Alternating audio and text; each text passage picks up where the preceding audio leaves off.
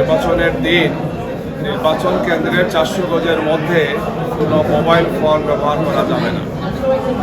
শুধু নির্দিষ্ট সংখ্যক কিছু ব্যক্তি যারা নির্বাচনী কাজে বা সরকারি কাজে আছেন তারা ছাড়া, অর্থাৎ এর মধ্যে সাংবাদিক, সাধারণ মানুষ, ভোটার, রাজনৈতিক দলের নেতাকর্মী সবাই এর মধ্যে আসে।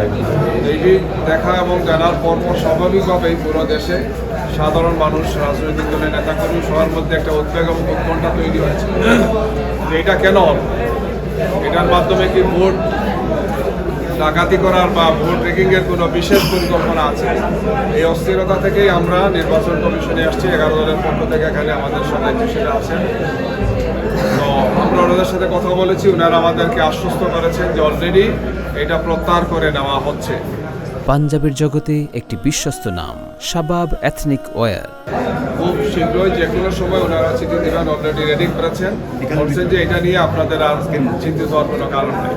আমরা সাথে সাথে বলেছি যে এই ধরনের কোনো সারপ্রাইজ কোনো চিঠি বা সার্কুলার যাতে দেওয়া না হয়।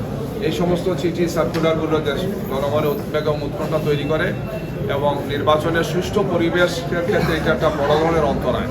ওনারা এটা আমাদেরকে আশ্বস্ত করেছেন। আমরা এর সাথে আরেকটি বিষয় তোমাকে বলেছি যে ইন্টারনেট স্লো করে দেওয়া হবে, এই মর্মে একটা কথা বাজারে চালু আছে। ওনারা বলেছেন যে না, এই ধরনের কোনো ঘটনা ঘটবে না, কোনো অবস্থায় ইন্টারনেট শাটডাউন হবে না অথবা স্লো হবে না, স্বাভাবিক অবস্থাতেই থাকবে। আমরা আরেকটা বিষয় তাদের কাছে দৃষ্টি আকর্ষণ করি, সেটা হচ্ছে বিএনসিসি। সব ইলেকশনে বিএনসিসি ভূমিকা পালন করে। ওনারা বিএনসিসির ব্যাপারে পত্রিকা আমরা দেখেছি, একটা ব্রিফিং করেছেন। ওনারা বলেছেন যে না, আমরা এখনও বিএনসিসিকে মাইনাস করি নাই, কিন্তু যেহেতু আরপিওতে কিছু বিষয় আছে এই জন্য আমরা এটা আলোচনা করি, ফাইনাল করব বিএনসিসিকে অক্সিলারি ফোর্স হিসাবে রাখা যায়। এই বিষয়ে ওনারা ইতিবাচক আমাদেরকে মনোভাব দেখিয়েছেন। আমরা বলেছি যে যদি একটা খুবই গুরুত্বপূর্ণ নির্বাচন, জাতীয় সংসদ নির্বাচনের পাশাপাশি এখানে গণভোট হচ্ছে, সুতরাং যত বেশি সাপোর্টিং ফোর্স রাখা যায় তত নির্বাচনটা সুষ্ঠু, সুন্দর এবং গ্রহণযোগ্য হবে। আপনারা বলেছেন এই বিষয়টা আমরা আলোচনা করে সিদ্ধান্ত নেব। আমরা বলছি আপনারা এটা ক্লিয়ার করে দেবেন।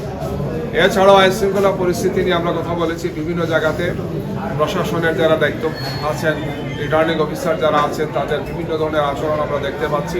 সুনির্দিষ্টভাবে আমরা অনেকের কথা বলেছি, ডিআইজি লেভেলের, এসপি লেভেলের বা রিটার্নিং অফিসার অথবা সহকারী রিটার্নিং অফিসার লেভেলের অনেকের এই ধরনের বিষয় হচ্ছে।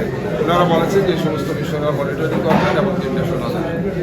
আমরা যে সমস্ত আসনগুলো নিয়ে আশঙ্কা আছে, যে ঝুঁকিপূর্ণ আসন বিশেষ করে যেগুলো, অথবা জাতীয় নেতৃবৃন্দ যে সমস্ত আসনগুলোতে ইলেকশন করছেন, এই সমস্ত আসনগুলোতে অথবা যে সমস্ত আসনগুলোতে বিভিন্ন ধরনের সন্ত্রাস হচ্ছে, মহিলাদের উপর নাজেহাল হচ্ছে, তাদেরকে সাইবার বুলিং করা হচ্ছে, ফিজিক্যালি টর্চার করা হচ্ছে, হুমকি দেওয়া হচ্ছে, এই সমস্ত আসনগুলো নিয়ে আমরা উদ্বেগ প্রকাশ করেছি।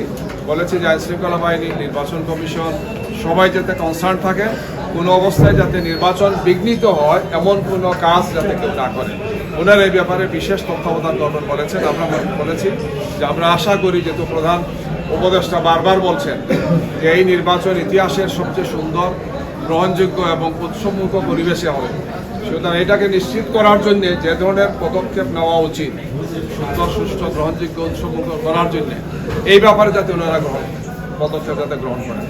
আমরা আরেকটা বিষয় বলেছি যে ওনারা এমন করে হুট করে এমন কিছু যাতে করে না বসেন, সার্কুলার বা চিঠি দেন যাতে জনগণের উদ্বেগ উৎকণ্ঠা তৈরি হয়, মানুষ যাতে আতঙ্কের মধ্যে যাতে না যায়। এই সমস্ত ডিসিশন নেওয়ার ক্ষেত্রে ওনারা আরও প্রজ্ঞা, বিচক্ষণতা, বাস্তব বিষয়কে সামনে যাতে সিদ্ধান্ত গ্রহণ করে, এই বিষয়গুলো আমরা তাদের সাথে আলোচনা করেছি, দৃশ্যাসন করেছি, পরামর্শ করেছি।